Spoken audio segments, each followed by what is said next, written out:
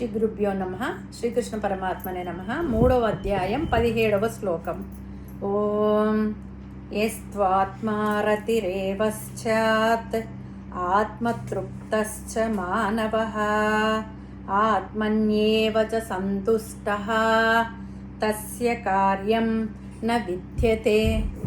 పదాల వివరణ తెలుసుకుందాము. యహతు కానీ ఎవరైతే ఆత్మరతి తన ఆత్మలోనే ఆనందం పొందినవాడు, ఏవస్యాత్ నిజంగా ఉంటాడు.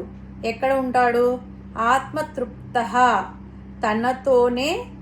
తనలోనే తృప్తి పొందినవాడు.